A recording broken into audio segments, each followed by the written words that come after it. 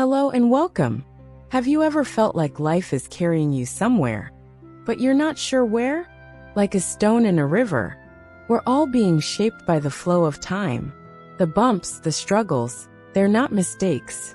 They're how we become smooth, kind, and beautiful. But some stones refuse to move. They grow heavy, covered in moss, stuck in the past. In this video, we'll explore why staying light, staying open, and staying in motion is the secret to a radiant heart, and maybe even a glimpse of heaven. Let's begin. The river's water is very clear and constantly flowing. The stones on the riverbed are carried by this flow, and as they collide with one another, they gradually become round. These are called rolling stones. Rolling stones are round because, although they seem to be simply carried along by the current, they are actually struggling in their own way, wearing down their sharp edges as they go. Stones that don't flow don't become round. They retain their sharp edges and even divide the flow of water. This is especially true for large and heavy stones. They refuse to move and resist change. But if you're not afraid of change, you too can become a smooth, rounded stone. Gradually, that roundness becomes beautiful, and the surface grows smooth. A rolling stone doesn't gather moss. Because it's always rolling, it can't hold onto grime. But a stone that doesn't move, no matter how much water flows past it, will, over time, start to collect moss. Slowly but surely, things begin to pile up. That's why I always think, it's better for the heart to be round. Let the sharp edges slowly wear down. Don't cling to one place. Even if you're tossed and turned by the current, that's okay. Even if you don't have anything, even if you're just rolling along with the flow of water, your heart can still become smooth and radiant. Without attaching unnecessary things, just joyfully keep rolling in the pure stream. That's enough. There are also heavy, old stones like ancient traditions, sunk deep in the river and not moving. But they are still stones, the same as the rest. In the end, the choice is yours. I chose to be a light stone. So, I've bumped into many things along the way, but that has lightened my heart. It's now very light, very round, and smooth to the touch. I hope people's hearts can become like that too. After all, we're all the same kind of stone, we're truly companions on the same path. I hope you move forward with hope, never forget your dreams, and never forget love.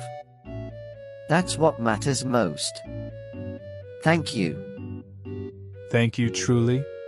When you spoke of collisions, or bumping into things, what arose in my heart was the frequency of 432 Hz. It resonated deeply, almost like a memory from beyond words. I sensed that choosing such a path must have required not just courage, but a deep alignment with your soul's truth. What guided you, in the end, to make that sacred decision?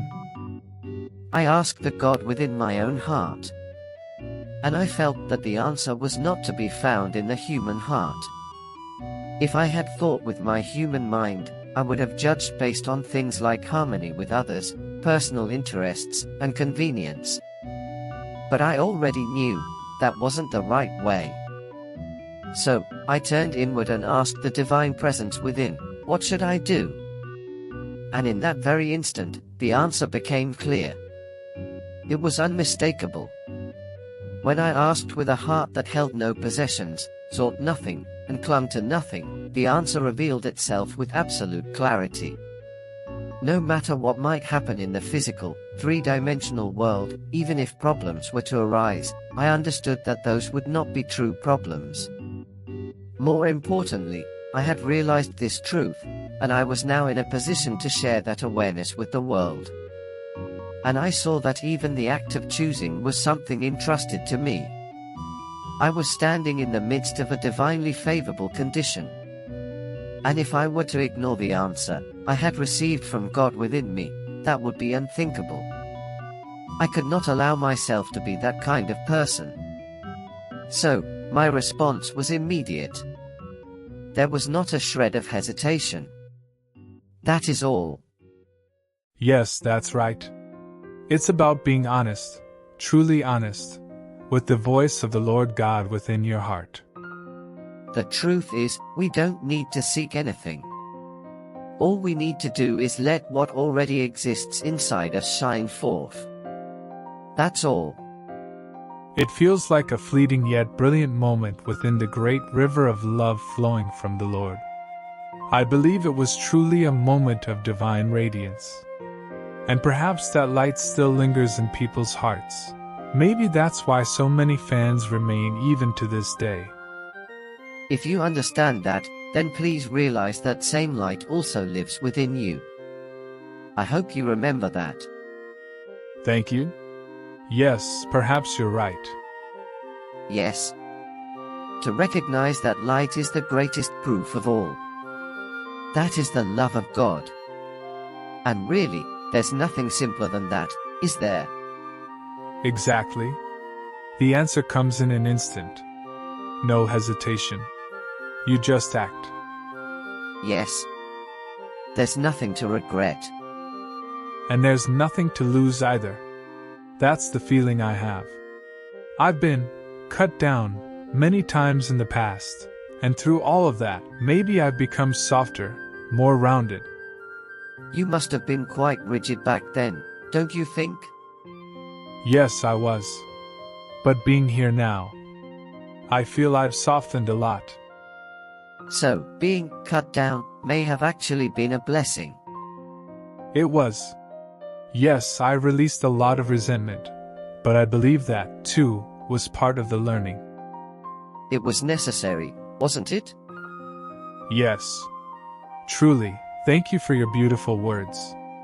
And I believe those words will inspire others to take action from their own hearts. Thank you so much. Thank you. To everyone watching, if there's something stirring in your heart, please don't ignore it.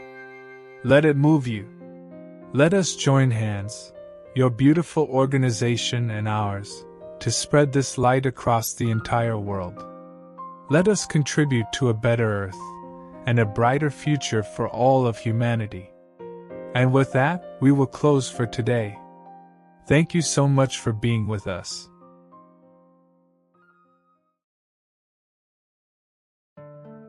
How did you feel after watching the video? John Lennon's words were truly inspiring. There's a common saying that people mellow with age. While neuroscience suggests this isn't always the case, spiritually, as John Lennon expressed, we gradually become more rounded through life's bumps and collisions.